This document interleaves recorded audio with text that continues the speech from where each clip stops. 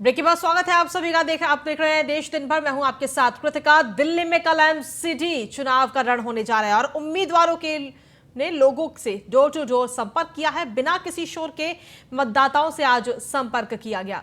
मतदाताओं को लुभाने के लिए कई वादे किए गए। अपने अपने प्रत्याशियों के लिए वोट की अपील लोग करते हुए नजर आए हैं। तो बड़ी खबर आप तक पहुंचा रहे हैं। कल एमसीडी का रण है। कल एमसीडी में मतदान होना है जिसके नतीजे 7 तारीख को आएंगे। अपने अपने प्रत्याशियों के लिए वोट की अपील लोग करते हुए नजर आए। आज बिना शोर के आज डोर टू डोर प्रचार किया गया।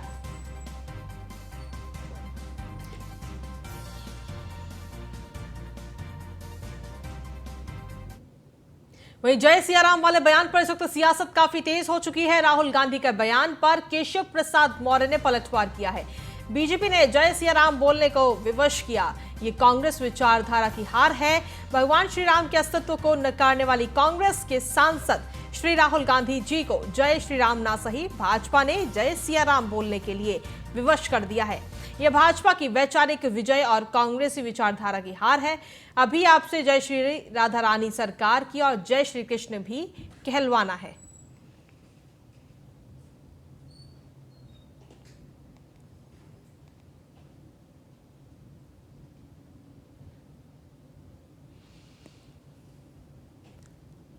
दरअसल आपको बता दें कि कांग्रेस की तरफ से राहुल गांधी की तरफ से यह बयान दिया गया। आपको दिखा रहे तस्वीर में ये ट्वीट भी किया गया है और अब इस बयान को लेकर सियासत काफी तेज हो गई है।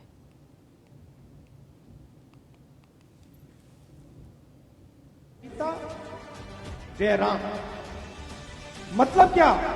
सीता और राम एक ही हैं, इसलिए नारा है जय सिया राम या जय सीताराम। मतलब जो राम के जीने का तरीका था, जो उन्होंने सीता के लिए किया, भगवान राम ने सीता के लिए क्या किया? जाके सीता की इज्जत के लिए, सीता के लिए लड़े। सही? तो जब हम जय सिया राम कहते हैं, हम सीता की याद करते हैं और समाज में जो सीता की जगह होनी चाहिए उसकी आदर करते हैं। बीजेपी के लोग जय श्री राम करते हैं मगर कभी जय श्री राम और हे राम क्यों नहीं करते? मुझे बहुत अच्छा लगा, बहुत गहरी बात बोली, क्योंकि वो सबसे पहले आरएसएस के लोग, बीजेपी के लोग, क्योंकि वो सबसे पहले जिस भावना से राम ने अपनी जिंदगी जी, उस भावना से अपनी जिंदगी नहीं जीते हैं। क्योंकि राम ने किसी के साथ अन्याय नहीं किया। राम ने समाज को जोड़ने का काम किया। राम ने सबको इज्जत दी। भगवान राम ने किसानों को, मजदूरों को, व्यापारियों को, सबकी मदद की। जो उनकी भावना थी, जो उनका जीने का तरीका है, उसको आरएसएस के लोग और बीजेपी के लोग नहीं अपनाते। तीसरा नारा, शायद सबसे जरूरी नारा, वो सिया राम जय श्री राम तो कर ही नहीं सकते क्योंकि उनके संगठन में एक महिला नहीं है। वहीं भोपाल गैस त्रासदी की 36वीं बरसी पर भोपाल के बरकतुल्लाह भवन में सर्वधर्म प्रार्थना सभा का आयोजन किया गया। कार्यक्रम में मध्य प्रदेश के सीएम शिवराज सिंह चौहान शामिल हुए और त्रासदी में मारे गए लोगों को श्रद्धांजलि दी। कार्यक्रम को संबोधित करते हुए उन्होंने कहा कि हमें जिम्मेदारी से अपने कर्तव्यों का पालन करना चाहिए और किसी भी शहर को भोपाल नहीं बनने देने का संकल्प लेना चाहिए।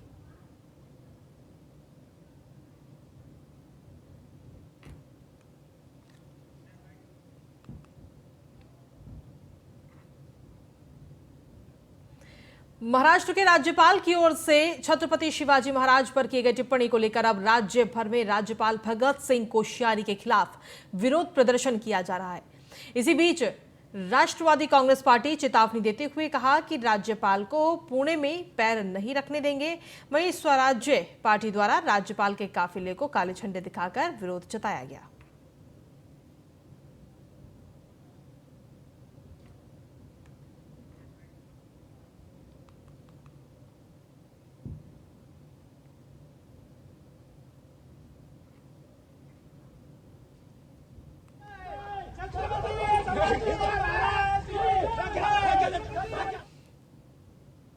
पुणे में 4 दिसंबर को शिवसेना शिंदे गुट के पदाधिकारियों और कार्यकर्ताओं की पहली बैठक आयोजित की जाएगी। शिंदे गुट शिवसेना और भाजपा की सत्ता में आने के बाद पुणे के पदाधिकारी और कार्यकर्ताओं की पहली बैठक होने जा रही है। खबरों की माने तो बैठक के दौरान सदस्यों को पार्टी की सदस्यता दिलाई जाएगी।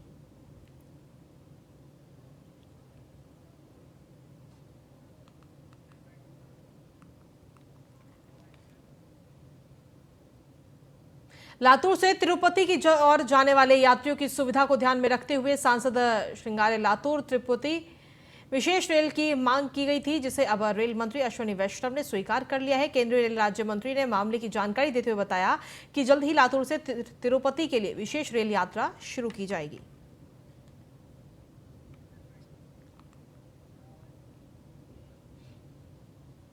मनी लॉन्ड्रिंग मामले में गिरफ्तार आईएएस पूजा सिंघल की मुश्किलें कम होने का नाम नहीं ले रही। रांची में ईडी की तरफ से पहले पूजा सिंघल की 82.77 करोड़ की अचल संपत्ति को जब्त किया गया और अब उनके निलंबन अवधि को 180 दिनों में बढ़ा दिया गया। केंद्रीय कार्मिक मंत्रालय भारत सरकार के दिशा निर्देश के अनुसार राज्य सरकार की समीक्षा समिति ने पूजा सिंघल की न्यायिक हिरासत में रहने के कारण यह आदेश दिया है। बता दें कि 12 मई को पूजा सिंघल को गिरफ्तार किया गया था।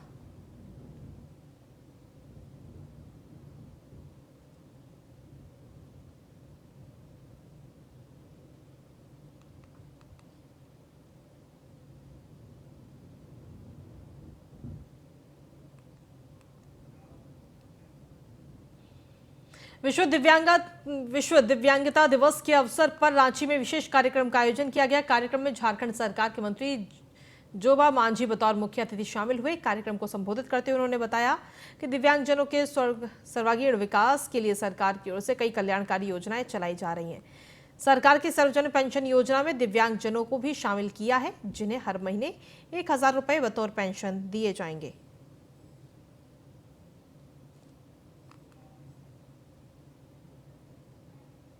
रविदासिया भाईचारा और बेगमपुरा टाइगर फोर्स की ओर से होशियारपुर में प्रेस कॉन्फ्रेंस का आयोजन किया गया, जिसमें संबंधित विभाग के कई अधिकारियों ने शिरकत की।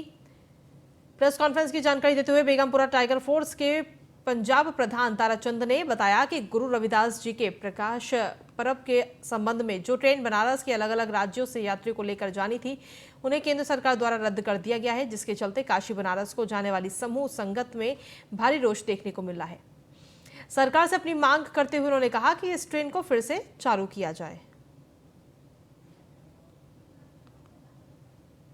छत्तीसगढ़ के जगदलपुर स्थित मालगांव में छुई खदान धंसने से 6 लोगों की मौत हो गई, जबकि कई लोग के खदान में फंस गए हैं।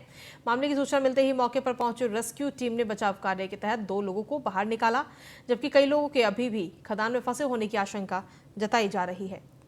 रेस्क्यू टीम लगातार बचाव कार्य में जुटी है।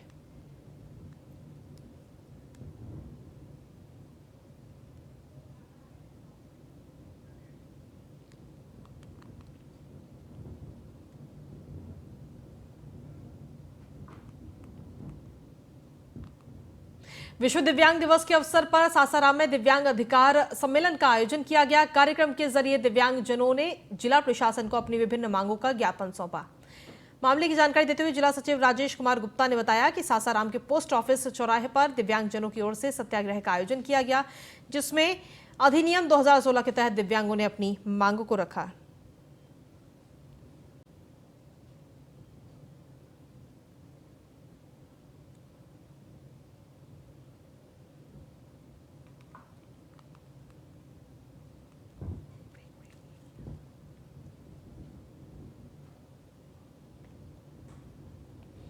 रोहतास के डिहरी स्थित BMP-2 ग्राउंड में बिहार विशेष सशस्त्र पुलिस बल द्वारा शूटिंग प्रतियोगिता 2022 का शुभारंभ किया गया, जो 11 दिसंबर तक चलेगा। कार्यक्रम में BSAP के 22 टीमें हिस्सा लेंगी और इस दौरान शूटिंग के अलावा अन्य प्रतियोगिताएं भी आयोजित की जाएंगी।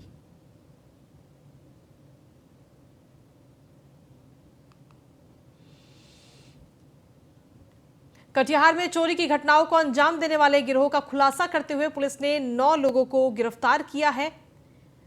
पकड़े गए आरोपियों के पास से पुलिस ने चोरी की 6 बाइक बरामद की है और मामले की जानकारी देते हुए पुलिस ने बताया कि दुर्गा स्थान प्रांगण में चोरी की बाइक की खरीद बिक्री की सूचना के बाद पुलिस ने मामले पर संज्ञान लिया और मामले पर कार्रवाई करते हुए 9 आरोपियों को गिरफ्तार किया। फिलहाल आरोपियों से पूछताछ की जा रही है।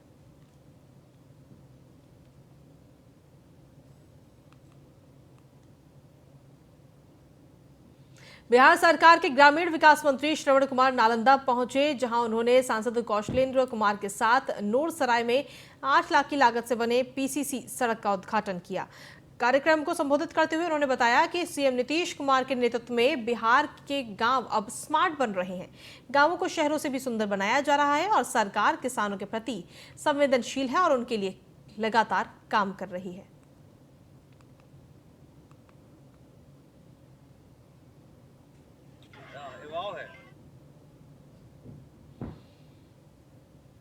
देहरादून में न्यूज वन इंडिया की खबर का बड़ा असर देखने को मिला। न्यूज वन इंडिया ने बिक्री, आपको बता दें कि रावत की मौत की खबर दिखाई थी। खबर मामले में पुलिस की लापरवाही की बात सामने आई थी। खबर दिखाए जाने के बाद सीएम धामी ने इस पूरे मामले पर संज्ञान लिया है। एसएसपी को सख्त कार्रवाई करने के निर्देश दिए। एसएसपी ने चौकी इंचार्ज प्रवीण कुमार सैनी को निलंबित किया है। प्रवीण कुमार पर था लापरवाही बरतने और समझौता कराने का आरोप। न्यूज वन इंडिया ने इस खबर को प्रमुखता से दिखाया था।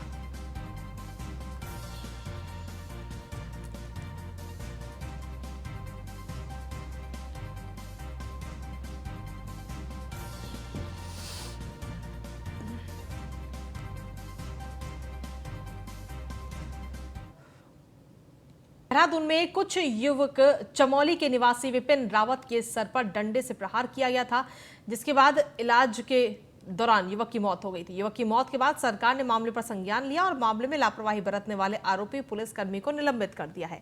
बता दें कि इससे पहले कांग्रेस ने इस मामले पर जमकर विरोध किया था और सरकार ने इस पर संज्ञान लेने और आरोपी पुलिसकर्मी के खिलाफ सख्त कार्रवाई की मांग की थी।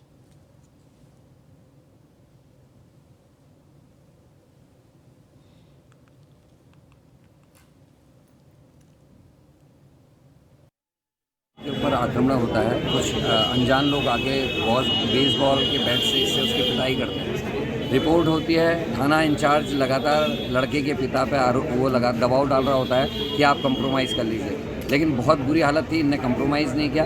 बहुत हल्की धाराएं लगाई गई और वो जब लड़का विपिन रावत सुबह 3 बजे मरता है, उसकी मृत्यु हो जाती है अस्पताल में, तब वो आनंद फानंद में उसको गिरफ्तार करते हैं और इतनी हल्की धाराएं लगाते हैं कि हाथों हाथ उसकी जमानत हो जाती है। हमने मांग की है कि 302, 307 लगे और दोबारा से वो चारों लोगों की गिरफ्तारी हो, 4 या 5 जितने लोग उनकी गिरफ्तारी हो। सीसी फुटेज, कैमरे की जो फुटेज है उसको सुरक्षित रखा जाए और इसको न्याय मिले। पहले विपिन रावत के ऊपर आक्रमण होता है। भारत को G20 की अध्यक्षता मिलने की खुशी में देश भर में 100 ऐतिहासिक और राष्ट्रीय इमारतों को रंग बिरंगी लाइटों और G20 के लोगों के साथ जगमग किया गया। इन सभी धरोहरों में उत्तराखंड से इकलौता जागेश्वर मंदिर समूह को भी शामिल किया गया।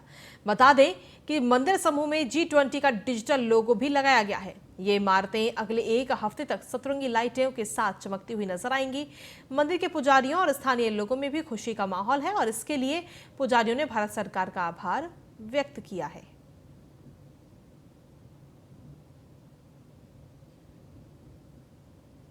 G20 की अध्यक्षता मिलने पर मैं भारत सरकार का हार्दिक स्वागत और धन्यवाद प्रेषित करता हूं। इससे जो 100 प्रसिद्ध इमारतों को दान के लिए कार्य किया गया है, उसके लिए भारत सरकार का पुनः बहुत बहुत धन्यवाद। भारत सरकार को G20 की अध्यक्षता का मौका मिला। इस अवसर में भारत सरकार द्वारा भारत में समस्त 100 ऐसे आध्यात्मिक क्षेत्र और पर्यटक क्षेत्र चुने गए। G20 की अध्यक्षता मिलने पर मैं भारत सरकार का हार्दिक स्वागत और धन्यवाद।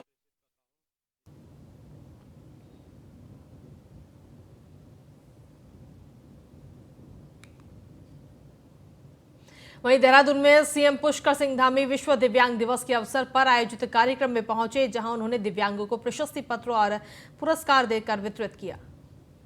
साथ ही दिव्यांग बच्चों को प्रेरित करते हुए भी नजर आए।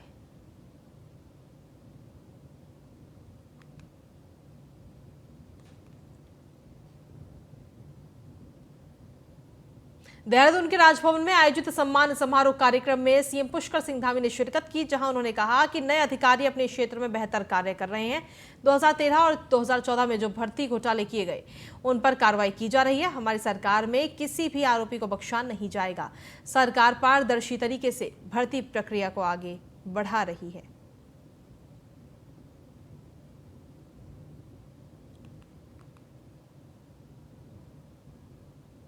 हमारे जो नए अधिकारी हैं, जिनको हम लोगों ने कहा है मिशन कर्मयोगी, उन सबको कहीं ना कहीं आप जैसे व्यक्तित्व से बहुत प्रेरणा लेने की आवश्यकता है। बहुत प्रेरणादायक है और बहुत सारे काम मैं तो आपसे बहुत पहले मिला था, तब भी मैंने आपके अंदर इसी प्रकार की सरलता देखी, इसी प्रकार की सादगी देखी और काम के प्रति एक समर्पण भाव।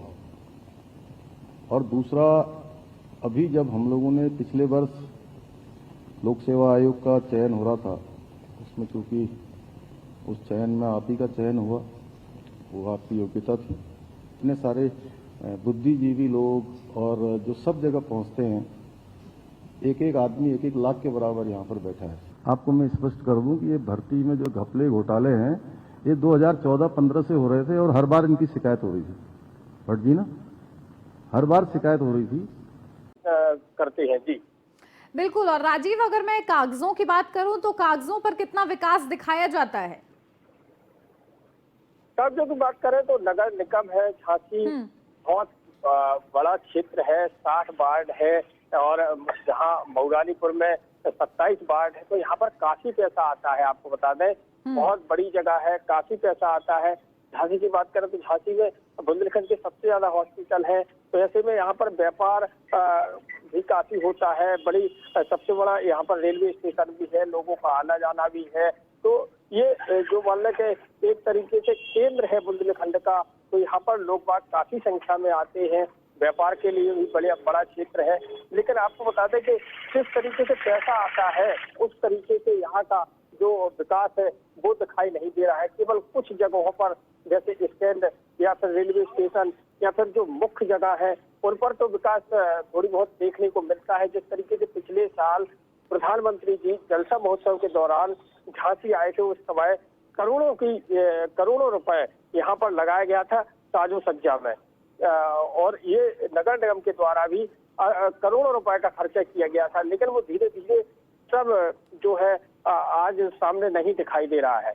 और इसके अलावा आपको बता दें कि यहाँ की जो प्रमुख समस्या रही है वो रही है ट्रैफिक की बात करें तो यहाँ पर ट्रैफिक के लिए जो लाइटें भी लग गई हैं और कर्मचारी भी तैनात है। लेकिन स्थायी तौर पर आपको बता दें कि ये सब केवल कागजों में चल रहा है, धरातल पर ये उतने अच्छे तरीके से चलता दिखाई नहीं दे रहा है। जी बिल्कुल। और देखिए 11 वार्ड की ये स्थिति है। अगर मैं अलग अलग वार्डों की बात करूं राजीव, तो क्या स्थिति ऐसी की ऐसी ही है सभी जगह, सभी वार्डों पर, या फिर कुछ उसमें इम्प्रूवमेंट भी है? कुछ वार्डों में मैंने आपको बताया है कि कुछ वार्डों में विकास दिखाई देता है। कुछ वार्डों के जो पार्षद हैं वो वाकई में काम कराते हैं, उनके द्वारा कार्य कराए गए हैं। तो वहाँ की तो आपको बता दें कि जैसे जो मुख्य वार्ड है, जहाँ पर या तो कोई नेता रहते हैं या फिर कोई अधिकारी रहते हैं या फिर कोई बड़ा आपको बता दें जैसे झांसी का जो वार्ड है शिवाजी नगर है, वहाँ पर जो है ज्यादातर अधिकारी वर्ग है या फिर डॉक्टर्स रहते हैं, तो वहाँ पर साफ सफाई या फिर ये मान लीजिए कि ये लोग प्राइवेट भी जो कर्मचारी हैं और जो लेबर वर्ग के लोग हैं उनसे भी सफाई करवाते हैं। तो वहाँ तो सफाई देखने को मिलती है। लेकिन जो निचले हिस्से हैं जहाँ पर अभी जो नई बस्तियां होती जा रही हैं वार्डों में, वार्ड तो वो है लेकिन वहाँ पर अभी सड़कें भी नहीं बनाई गई है, ना वहाँ पर अभी लाइट की कोई अच्छी व्यवस्थाएं हैं। तो तमाम व्यवस्थाएं आज भी तमाम व्यवस्थाओं की आज भी कमी दिखाई दे रही है। जी बिल्कुल। और देखिए राजीव, क्योंकि समय समय पर सीएम योगी आदित्यनाथ भी पहुंचते हैं झांसी, वहां पर भी उनके कई बार दौरे होते हैं।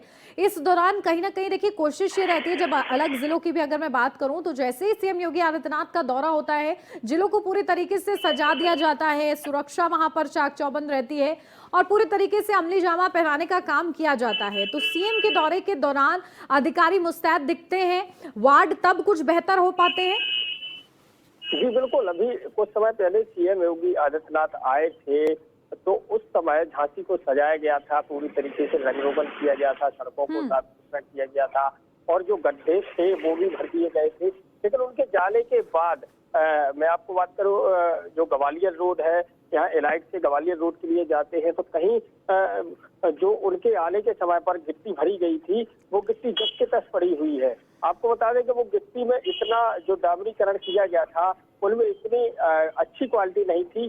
केवल 2 या 3 दिन के बाद वो डामर और गिट्टी अलग अलग हो गई थी। तो कहीं ना कहीं ये जो अधिकारी या वार्ड के पार्षद हैं या फिर नगर निगम के जो अधिकारी हैं वो केवल जब कोई बड़ा नेता झांसी आगमन करता है तो उस समय इसको चमका देते हैं उसके बाद, लेकिन इसमें वो क्वालिटी नहीं रहती है कि ये आगे तक बना रहे। जी बिल्कुल। तो कहीं ना कहीं देखिए राजीव, खुले तौर पर पलीता लगाया जा रहा है सरकार की नीयत को और सरकार की नीतियों को भी, और ग्राउंड जीरो पर झांसी का ये हमने आपको हाल दिखाया है कि किस तरीके से वहां पर गंदगी का अंबार है, लोगों के स्वास्थ्य के साथ खिलवाड़ किया जा रहा है और यही वजह है जिसकी वजह से जनता वहां अब बदलाव की उम्मीद कर रही है।